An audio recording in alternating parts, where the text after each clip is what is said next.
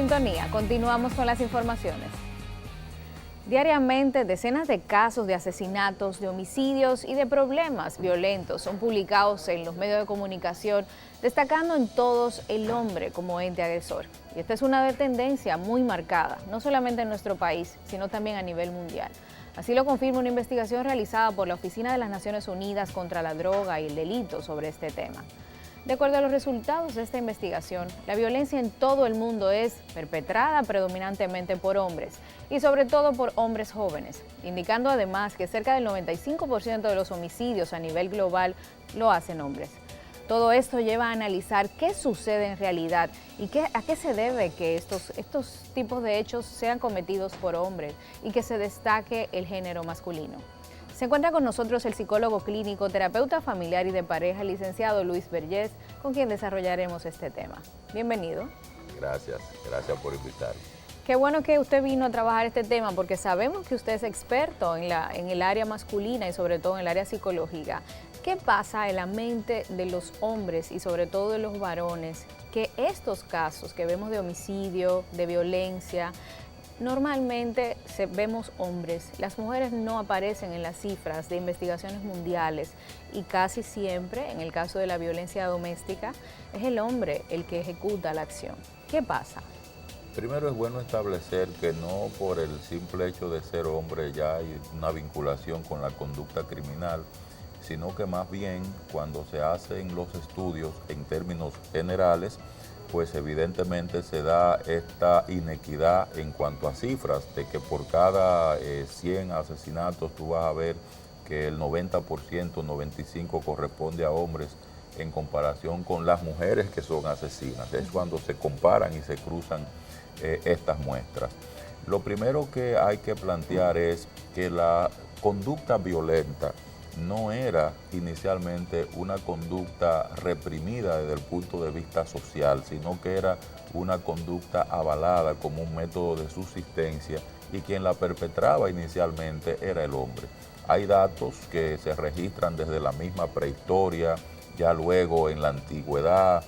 Tú agarras, por ejemplo, los relatos bíblicos, cuando tú ves, por ejemplo, también la Ilíada y la Odisea, que te hablan de toda esta narrativa de hechos históricos, siempre se veía el hombre, que era el que visibilizaba la violencia como una conducta de adaptación y de supervivencia, porque sin esa conducta no podía conquistar tierras, sin esa conducta no podía construir lo que hoy se llama la civilización.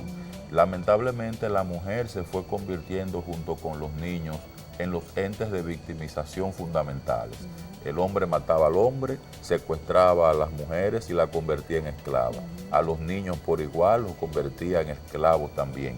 Y así se fue construyendo esto que llamamos civilización. ¿Qué está pasando ahora? Los tiempos han cambiado y resulta que las sociedades no necesitan de la violencia para sobrevivir, pero el código todavía permanece. Fíjate cómo la fuerza física, que durante mucho tiempo fue el arma de admiración fundamental, porque hasta la mujer sentía atractivo por el hombre por su fuerza física. Exacto. Porque en el subconsciente colectivo lo que había era la idea, el que tiene más fuerza es el que me puede proteger. Exacto. Hay un concepto que muchas mujeres lo dicen, a mí me gusta que me conquisten. ¿Y qué significa conquistar? Conquistar era lo que hacían esos hombres. Pero lo estamos trayendo al 2017, doctor. Al 2017. Entonces, ¿qué hay en el 2017? Bueno, en el 2017 lo primero que nosotros tenemos es que deconstruir todos estos conceptos que están contaminados por la violencia del pasado y hacer conciencia de eso que nosotros llamamos vivir el contexto actual. Lamentablemente a mucha gente se le hace difícil. Bastante, y sobre todo en sociedades como estas, donde nos crían con pelas todavía, donde el hombre le dicen que tiene que golpear al otro para poder demostrar su hombría, donde el hombre le dicen que si la mujer obviamente está comportándose de una manera inadecuada debe de ser sometida. O sea, tenemos una serie de mensajes sociales que están trabajando para que esa violencia siga siendo perpetuada por los hombres. Sí, sobre todo porque hay lo que psicología social estudia como el efecto de primacía. El efecto de primacía consiste en que aquello que fue lo primero tiende a permanecer si tú no haces conciencia y si no hay políticas públicas que revolucionen eso y desafíen esas convicciones, que es lo que poco a poco se ha ido dando en el mundo. Innegablemente tenemos que admitir que el mundo ha ido mejorando. Exacto. Porque ya tú no vas a ver duelos en las calles de gente batiéndose a tiro. Tú no vas a ver, por ejemplo, la violencia política que nosotros teníamos en la era de Trujillo. Hemos avanzado, pero todavía hay desafíos. Licenciado, en el caso particular, ya en el ámbito social, que tenemos un ámbito social muy violento, o sea, esta sociedad de por sí es agresiva, o sea, nos gritamos, vamos a decir que tenemos eso como en la sangre. La parte ya de relación de pareja, porque es una parte que a nosotros nos compete mucho y sobre todo por los feminicidios. Lamentablemente no disminuyen, seguimos teniendo una cifra alarmante. En el caso de la familia, que es lo que yo siempre he dicho, ¿qué podemos hacer? Porque las familias siguen criando con el mismo patrón y estamos reproduciendo una generación que todavía tiene esos cánones de violencia incrustados. ¿Cuál es la recomendación de ustedes como expertos para poder cambiar el fenómeno desde la familia? Más que una recomendación única, hay muchas recomendaciones por hacer, siendo la primera entender que hay una construcción de pensamiento que sigue justificando la violencia. Lo primero que nosotros tenemos es que quitarle a la violencia cualquier tipo de justificación. Fíjate que cuando uno ama, uno tiene cualquier justificación para estar cerca de lo que uno ama. Cuando uno ama, uno tiene cualquier justificación para hacer lo que uno quiere. Sin embargo, las personas que son violentas buscan cualquier justificación. La mamá que golpea al niño te dice que porque el muchacho es desobediente, el maestro que le grita dice que el muchacho es testarudo, y tú vas a ver el vecinito que golpea al más pequeñito, dice que el muchacho es un travieso. Todo el que hace algo y en su construcción mental entiende que eso es loable hacerlo, va a encontrar una manera de justificarlo. Entonces nosotros tenemos que lograr social y culturalmente un cambio que vaya desde la justificación a la conciencia, para ver la conducta que emitimos, no en función de lo que nos acomoda en el momento inmediato, sino en función de la secuela futura que esto va a tener. Pero eso es difícil, porque una madre que está incómoda, racionalizarle a ella que no debe golpear y que debe buscar la manera de negociar y de buscar la manera pacífica, es difícil. Pero se puede lograr con programas. Exacto. Lo que pasa es que, como yo te decía, con un consejo de un día no va a funcionar. Claro. Por eso es importante la articulación de políticas públicas desde el Estado, importante también los mismos medios de comunicación. Exacto. Porque ¿dónde está el problema? El problema está en que tú das el golpe ahora y tú logras lo que tú quieres con el golpe en el momento. Ahora, pero las secuelas que eso va a traer en términos de represión, en términos de lo que son los daños físicos, emocionales, el término de la construcción de un sistema de desconfianza en la relación. No, y de la falta de reflexión de la situación, porque tú me diste, pero eso a mí no me hizo reflexionar en lo que realmente tú quisiste. Y voy a hacer las cosas cuando tú me sigas dando, cuando no me des, pues va a pasar lo mismo. Doctor, licenciado, en el caso de un asesino, por ejemplo, o de un hombre violento, ¿podemos decir que ese hombre nació con ese perfil o se construyó durante su crianza? Nosotros hablamos de una base biosocial porque evidentemente para que haya mente tiene que haber un cerebro y el cerebro es una construcción biológica. Ahora bien, debemos tomar en cuenta que el factor aprendizaje es lo más determinante en la violencia. Una cosa es conducta agresiva y otra cosa es violencia. La conducta agresiva es la capacidad que tú tienes para reaccionar cuando tú te sientes amenazado.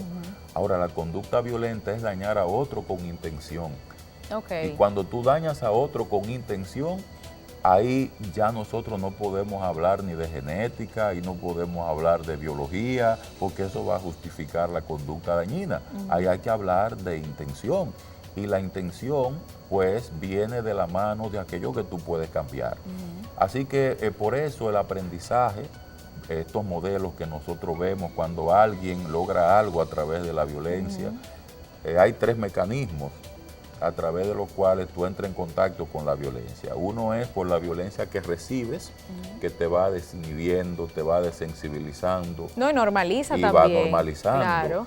Otro es lo que tú observas, cuando tú ves que otros generan violencia, no tan solo por la violencia que generan, sino por las consecuencias, que no le pasa nada. Exacto. Ah, pero ven acá, fulano mató 7, Y nadie hace nada. se llevó el dinero del banco y anda exhibiendo un carro de lujo. Que pasa mucho. Y todo el mundo lo aplaude.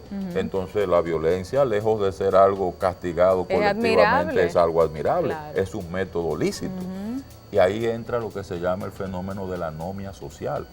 La anomia social no es más que un aprendizaje de vivir sin normas, vivir sin reglas, sin límites, y cuando llega eso a una sociedad, pues entonces vienen muchos trastornos mentales.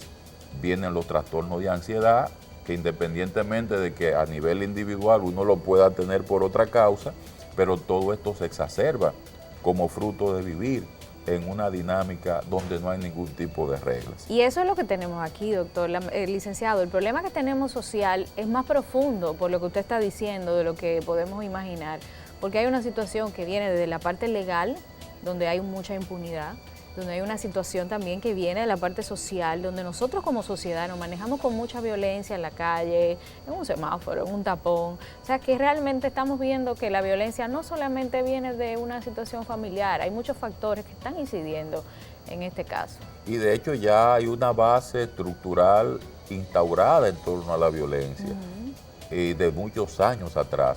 Ahora lo que hay es que asumir qué hacer de ahora en adelante.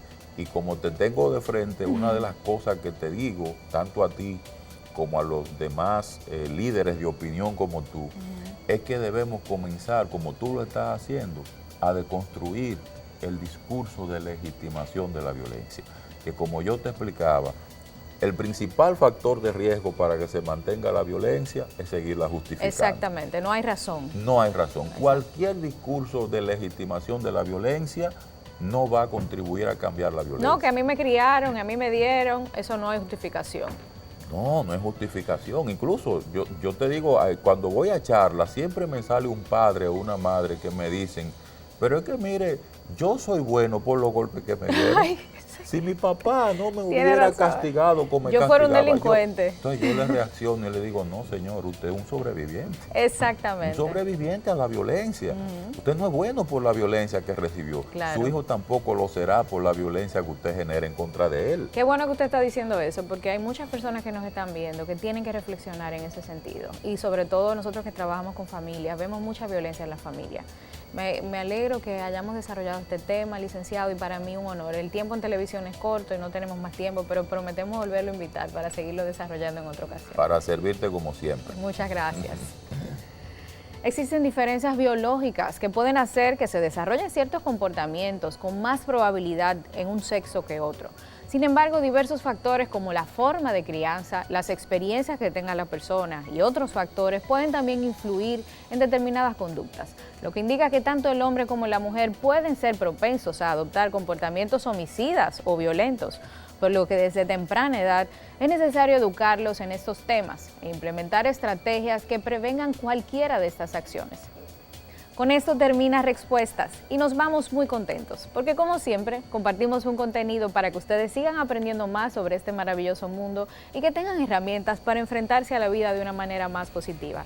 Esperamos que nos vamos a encontrar en otra entrega y no olviden de visitarnos en respuestas.com, que es nuestra página web especializada en educación sexual para que sigan informándose. Elaine Félix se despide. Hasta la próxima.